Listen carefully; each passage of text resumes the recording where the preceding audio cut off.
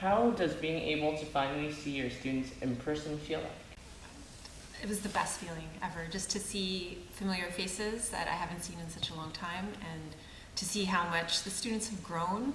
A lot of you have longer hair and are taller, which is really neat.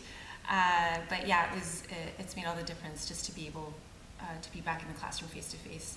And to be honest, I still feel like last year is unfinished. So I feel like I see my students from last year, I'm like, oh, I still have stuff I want to tell you or hear from you, so yeah. Yeah. Does your teaching benefit from face-to-face classes? Yeah, my teaching benefits from face-to-face classes because, practice makes perfect.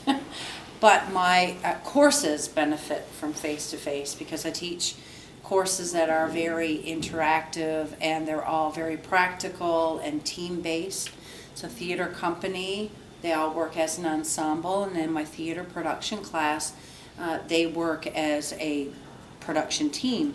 And so if I don't see them face to face, it doesn't really give a lot of credibility to the assignments that I want to get done. So yes, face to face works. So what are some safety practices that you do in class?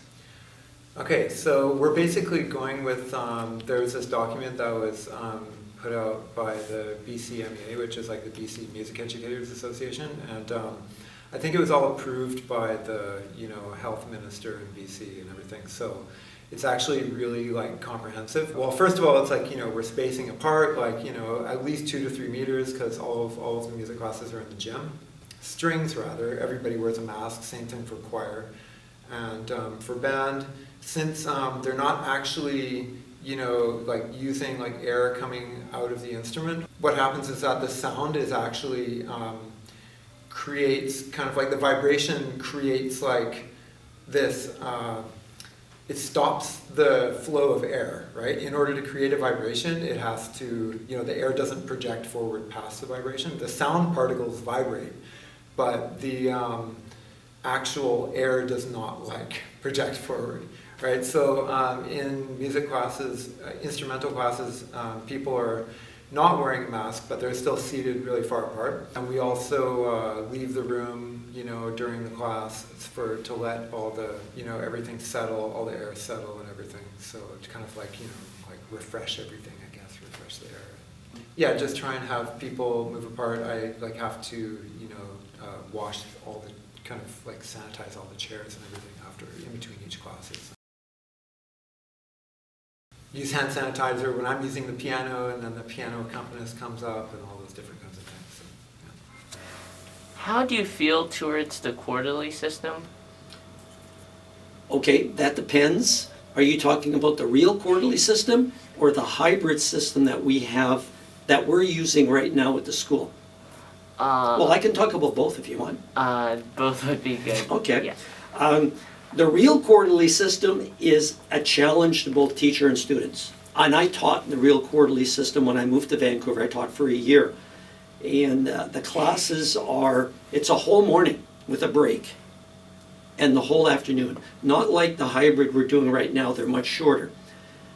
And being able to prep for that, being able to do a full curriculum in that is a challenge, and it's a little more stressful. The students trying to keep up with how fast you're going through the material is also a challenge for the students. So, but again, it creates other flexible situations. But having said that, for our situation here in the hybrid quarterly system, it's working really well. And from talking to other teachers, most teachers like this too, especially because the number of students is reduced. In a real quarterly system, I had 30 students. In this hybrid, we have 15 because the other 15 are online, while you have the 15 face-to-face. And that hybridization reduces a lot of the stress on the teachers, and the students, and you get to know the students much better, and it creates a better teaching environment with so many fewer students. So I'm liking this a lot. Along with the fact that it gives me the opportunity to distance. So this hybrid system is the best thing that I have seen so far from hearing about other school districts all over the country. I have not seen, the Vancouver School Board really came through big time with the development that they did with the current quarterly system that they devised, which gives us all these things that we can work with as teachers for both being able to teach and being able to teach in a safe manner. How do you feel towards the quarterly system? It's rushed.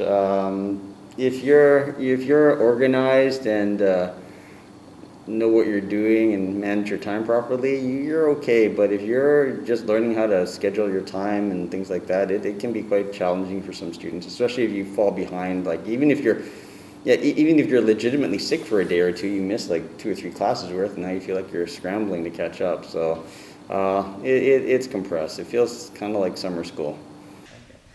Do you have any worries or concerns as the school year continues? Yes, I have many worries and concerns that I don't necessarily want to dwell on, because there's a difference between legitimate worries and concerns and anxieties. But the main thing that I think about for students is if a student is, struggles with content or skills that, and it's a very mature skill to take on, to learn on your own without a mark attached. So, for example, for me as a high school student, my struggles would have been with more math-based, like difficult, higher-level math-based courses, calculus and physics. I would have struggled as a high school student myself, keeping myself motivated to want to keep learning those for the other 8 months that we weren't in session. So that's one concern I have for the students, yeah.